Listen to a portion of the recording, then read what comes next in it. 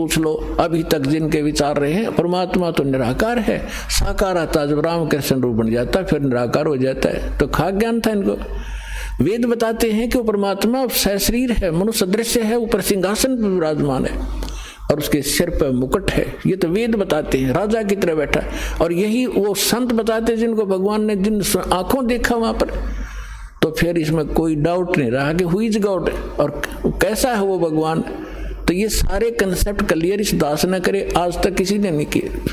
तो इसी प्रकार इस साधना पर भी विश्वास करना, किसी से डगमग ना होना, क्योंकि काल ने अपने एजेंट छोड़ रखे हैं। वो अपने कर्म बिगाड़े हैं तो वो भी भगवान के बच्चे, पर भ्रमित है, उस काल से प्रेरित है। उनका दुर्भाग्य है कि वो अशुभ काम पर लगे हैं।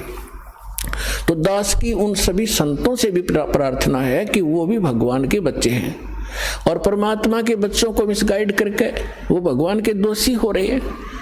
सबसे बड़ा अपराधी इस पृथ्वी पर यदि कोई प्राणी है जो गलत ज्ञान प्रचार करता है, वो भगवान का सबसे बड़ा अपराधी है।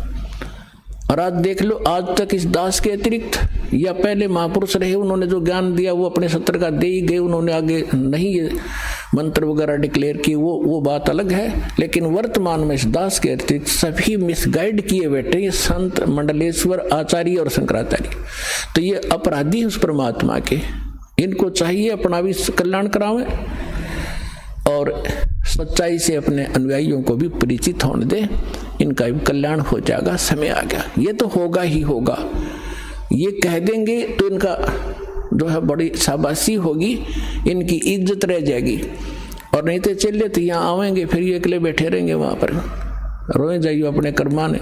आज कौन ऐसा मूर्ख है जो अपने जीवन को नाश करेगा जब पता लग जाए। तो फिर दूसरी समस्या ये आती है कि गुरु नहीं बदलना चाहिए।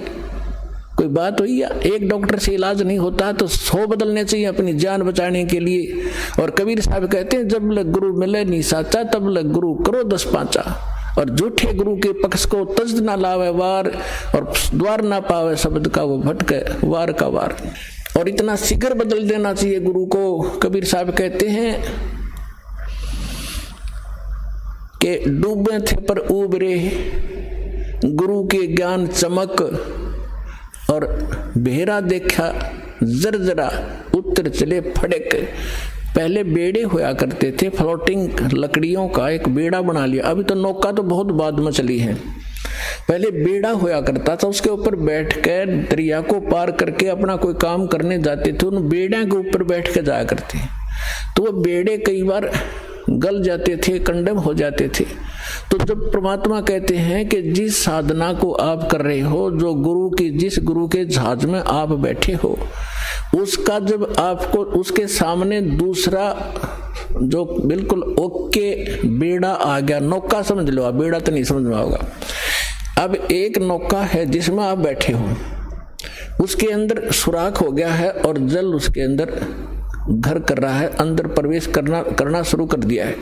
और उसके बराबर में दूसरा कोई और सही ओके नौका रख देता है, साथ में खड़ा कर लेता है और वो कहता है कि भाई तुम डूबोगे, इसमें आ जाओ। अब जिसने गुट्टी सूटी ला रखी होगी, नशा कर रहा होगा, तो ठीक है मौज हो रही है, वो तो डूबेंगे।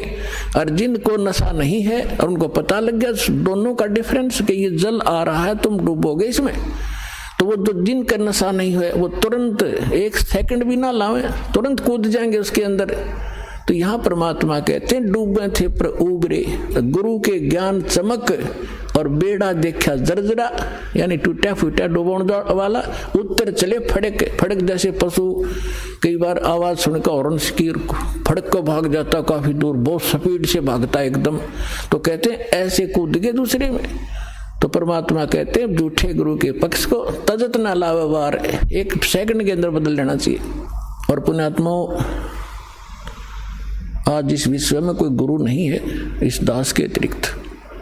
सतगुरु की तो बहुत दूर की बातें हैं, वो गुरु भी नहीं है। तो कबीर साहब कहते हैं गुरुआ गाम बिगाड़े संतो, गुरुआ गाम बिगाड़े, गुरुआ गाम बिगाड़े संतो, गुरुआ गाम बिगाड़े, ऐसे कर्म जीव कहला दिए, ईब जड़े ना धाड़े। अब परमात्मा रह रहकर अपने उस ज्ञान के माध्यम से हमें बताना चाहते हैं कि गुरुआ गांव बिगाड़े संतो, इन गुरुआ गांव बिगाड़े, इन नकली गुरुओं ने जगह जगह गुरु बने बैठे और ऐसे कर्म जीव कहला दिए, बहुत झड़े ना झाड़े। अब कोई जो भी पूजा उन्हें चिपका दी, उनका ये कर लो, श्राद्ध निकाल लो, फलाना कर लो। अब वो उनको छोड़ना नहीं चाहते, जबकि सारे शास्त्र विरुद्ध साधनाएं हैं।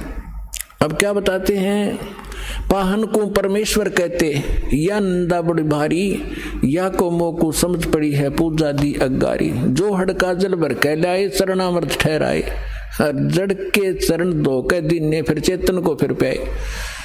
अब क्या बता रहे हैं कि जैसे पहले हमने देखा हमारे गांव में एक शिव जी का मंदिर है और कभी वहां चले जाते थे, कभी त्योहार होता था, शिव जी का मेला पड़ता था, तो क्या करते थे, उस जोड़ मत है तालाब में जिसमें भैंस भी माए मूतते हैं, उस सब नहाया करती, वह भी पेशाब करें, टट्टी करें, और उसमें से भर के लाते लोटा और उसको फिर भगवान शिव जी के उस पर शिवलिंग पर डालते और फिर आगे निकलता उसको लोटे में भर लेते। उसने चरणामृत बना कर सारा नबाटा करता पुजारी। परमात्मा कहते हैं कि जो हड़का जल भर कहलाए तालाब से और चरणामृत ठहराए और जड़ के चरण धो के प्याए, उस पत्थर की मूर्ति के चरण धो के प्याए और जड़ के चरण धोकर दीने चेतन को फिर पाए। चेतन को प्याओ जड़ की जो पत्थर के चरणों का चरणामृत।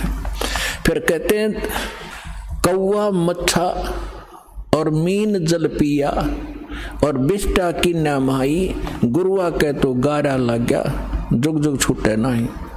भरम विभूषण शब्द हमारा, कोई गावे कोई रोवे, और पांडे को तो परख नहीं ये खिचड़ी मुंह में धोए। कहते हमारा जो ज्ञान है ये सब भ्रम का निवारण करने वाला है, इसको सुनो। और पांडे जो यानी जो आपके गुरुजी आपको दीक्षा साधना बता रहे हैं, ये तो ऐसा है जैसे कीचड़ से कपड़ा धो रहे हो तुम, दूनी गारा लगेगी, वो साफ नहीं हो सकता जो साधना आप करें। भैरो भूत मसाणी पूजे और दुर्गा देवी ध्यावे, उत्ती के तो तब ही बाजे जो बकरे आण कटावे। भेड़ पूछ को पंडित पकड़ ये बादो नदी बिहंगा, गरीब दास वो भवजल डूबे नहीं साध सत्संगा।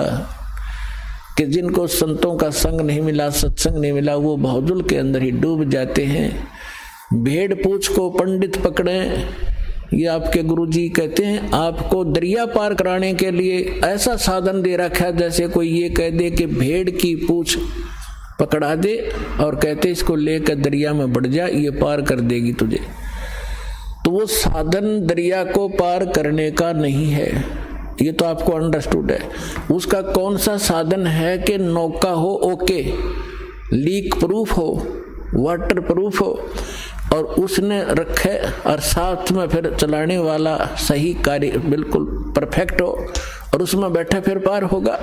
भेड़ पूछ के पकड़ने से दरिया पार नहीं हो सकती। इसी प्रकार जो साधनाएं आज तक आप कर रहे थे वो ऐसी साधना थी, मोक्ष कराने के लिए जैसा आप उद्देश्य ले रहे थे ऐसी थी जैसे भेड़ की पूछ पकड़कर दरिया पार करते, और वो भी भादों वाली दरिया। भादों के अंदर सबसे ज्यादा वर्षा हुआ करती थी और सभी दरियाएं ओवरफ्लो होकर किनारों को चाटती हुई चला करती हैं। और ऐसे भयंकर समय में और ये साधन दे रखा आपको। तो यहाँ कहते हैं भेड़ पूछ को पंडित पकड़े भादो नदी बिहंगा और गरीब दास वो भवजल डूबे जिन नहीं साध सत्संगा। जिनको संत सतगुरु नहीं मिले वो यहीं डूब जाएंगे। कबीर साहब कहते हैं कबीर इस संसार को समझाऊं के बार और ये पूछ पकड़ के भेड़ की